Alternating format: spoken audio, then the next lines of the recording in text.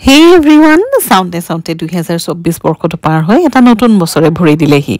আপোনালোকৰ মৰম আৰু আশীৰ্বাদতে মোৰ 10,000 সাবস্ক্ৰাইবাৰ সম্পূৰ্ণ হ'ল। আপোনালোকলৈ বহুত ধন্যবাদ আৰু হ্যাপি নিউ ইয়াৰ। নতুন বছৰটিৰ আৰম্ভণিতে এটি সুন্দৰ উপহাৰে মনটো মোৰ ভৰাই পেলালে। হেয়া হ'ল ভাৰতৰ নম্বৰ 1 কাষ্ট আইৰণৰ ব্ৰেণ্ড দ্য ইণ্ডাছ ভেলী মোলৈ পঠোৱা এটি পাৰ্চেলটো খুলিয়ে তাত পালো এখন থেংক ইউ কাৰ্ড। তেওঁলোকে মোলৈ পঠাইছে 100% toxin free non reactive versatile cookware cast আইৰণৰ কেৰাহী আৰু টাৰ্কা পেন। মনটো বহুত ভাল লাগি বছৰৰ প্ৰথম দিনটোতে লোৰ পাত্ৰটোতে খাদ্য বনালো। ভাবিলো অলপ হেলদি ৱেট কুকিং কৰা ভাল। এই কুকৱেৰ দুটা খুবেই সুন্দৰ দেখিবলৈ। মই নিজেই ইয়াক ব্যৱহাৰ কৰি ইয়াৰ গুণাগুণ পাইছো। আপোনালোকে ইয়াক ল'ব বিচাৰিলে NAYAN12 অৰ্থাৎ নয়ন 12 কুপন কোড ইউজ কৰিলে 12% লৈকে ৰেহাই পাব। এতিয়া আহিছো লোৰ পাত্ৰত আচলতে কি গুণাগুণ আছে তাকে চাওঁ। প্ৰাচীন কালত মানুহে লোৰ পাত্ৰতে খাদ্য ৰান্ধিছিল। কম জুইত লাহে ৰন্ধা এই খাদ্যৰ সোৱাদ আছিল আশ্চৰ্যকৰ।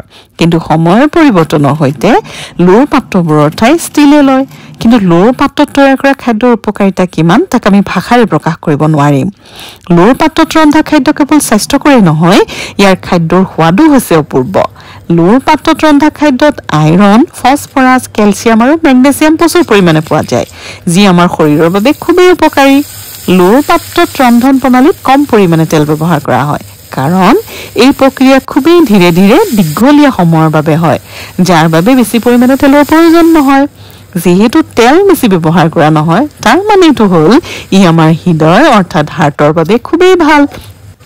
আজি মই বনাইছো বন্ধাকবিৰ সৈতে লোকেল চিকেন অৰ্থাৎ কেবেজ চিকেন। বন্ধাকবিত থকা ভিটামিন চিয়ে এন্টি এজিঙৰ কাম কৰে অৰ্থাৎ বহুত দিনলৈকে ধুনীয়া হৈ থাকিব পাৰি।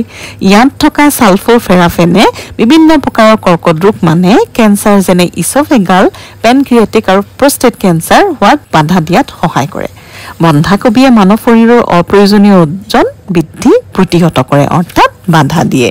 আপোনালোকেতো দেখিলেই লোৰ পাত্ৰত ৰন্ধা এই বন্ধাকবিৰ সৈতে লোকেল মুৰ্গীৰ মাংসখনত মই একেবাৰে কম তেল ব্যৱহাৰ কৰিছো। টাৰ্কা পেনখনেৰে কচুৰি মিঠি অকণমান ফ্ৰাই কৰি তাক ক্ৰাছ কৰি মাংসত ব্যৱহাৰ কৰিছো। কাষ্ট আইৰণৰ এই সামগ্ৰী দুটা মেইনটেনেন্সো একেবাৰে সহজ। ৰন্ধা হোৱাৰ পিছত ধুই মুচি থলেই হৈ যায় আৰু তাত মামৰে নধৰে। আজিৰ এই হেল্ডি ভিডিঅ'টো অকণমান হ'লেও ভাল লাগিলে প্লিজ কমেণ্টত কৰিবচোন আৰু লাইক, শ্বেয়াৰ আৰু ছাবস্ক্ৰাইব কৰিবও নাপাহৰিব। পুনৰ এটা হেল্ডি ভিডিঅ'ৰে আকৌ লগ পাম। আজিলৈ ইমানেই। Thank you. বাই।